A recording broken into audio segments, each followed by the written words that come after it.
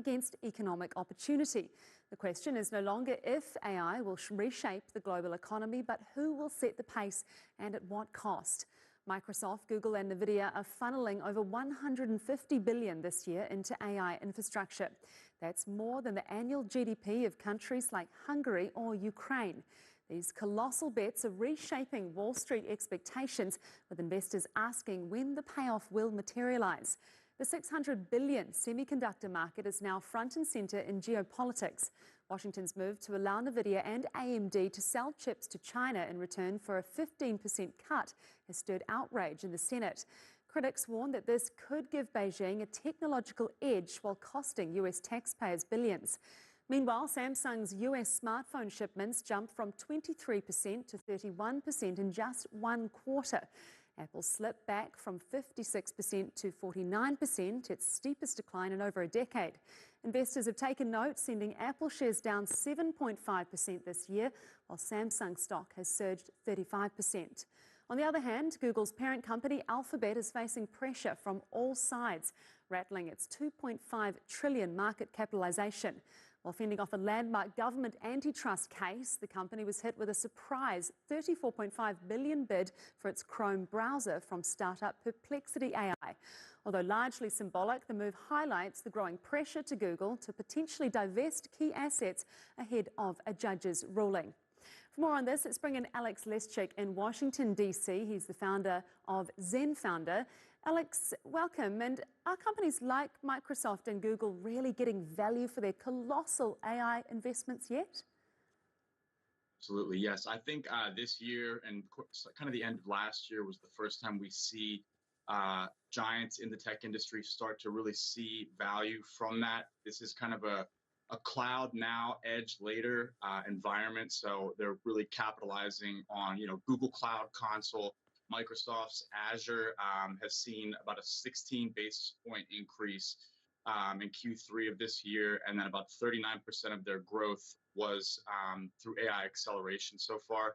But with the increase of embedding co-pilots, workflows, you kind of start to see a lot of these cloud environments really become necessary to entrepreneurs and corporations at all levels. Really, it's something where Ilya Sutskever, the co-founder of OpenAI, had mentioned that data and compute power is kind of the fossil fuel of artificial intelligence. So I think this is the first full year where they really start to see their gains, and the economic structure, the cost per token, they have that worked out to a place where they're able to have significant margins over what they're charging per token. It's so usually, say it's about $1, say it costs them like 75 cents to $1, they're charging upwards of 50 to 60%.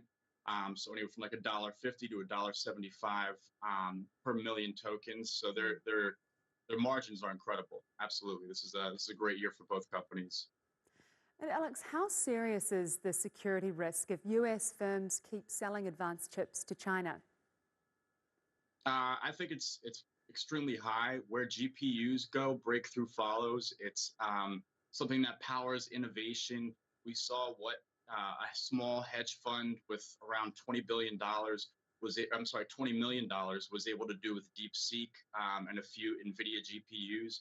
So there has been significant restrictions and licenses that are going to be required in April of this year. The United States government passed a law where they had to be licensed, but there's been constant exceptions being made. Recently, we saw NVIDIA agree to a 15% share of their revenue from chips being sold to China as kind of a compromise. But I think that's enough to maybe slow it down, but not to stop it altogether. And this rise for Samsung, does it signal a real turning point against Apple in the smartphone wars? I believe so. Yeah, we've seen a little bit more of the move towards edge compute, where you have a lot more personalization with artificial intelligence on device, with the emergence of AI laptops, even the Google Pixel, and a lot of Android's AI capabilities that have emerged throughout their devices recently. So Q2 has gone to Samsung, But with Apple's chips, their T17 and some of the releases that are coming forward, I think the way that they've stayed extremely secretive with Apple Intelligence, we do start to see them turn a corner here. And they're in a place where they honestly have to. They can't afford to put off innovation any longer. We see Siri kind of behaving in the same way with the same features it had 10 years ago. So it's definitely time for them to take a step up. For right now, Samsung has the lead, but I'm interested to see what Apple emerges with that kind of loose partnership they've had with OpenAI for about the past year and a half, which is brilliant, but has yet to really pay off strategically in the long run for them. And finally, Alex, could a forced breakup of Google actually unlock more value for shareholders? That's a great question. I think that's the trillion-dollar question, honestly. Individually, these companies, if they were on their own, you'd have YouTube, you have Waymo, you have Gmail, Cloud.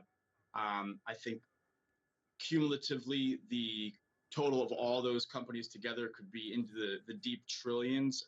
Their revenue definitely proves as such.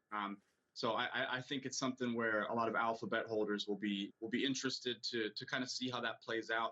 But they're not in a place where they can sacrifice any form and any section of their company in its current form to where it's going to have any negative impact on them. I think if anything, you could see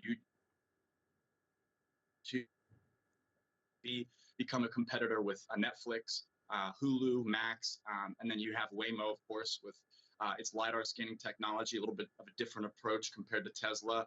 And they've maybe a little bit more expensive, but they've made a great case for their LiDAR scanning computer vision hybrid for cars. So I think Google has a lot of separate entities that could split off on their own and do extremely well, and not just hold their own in this current economy.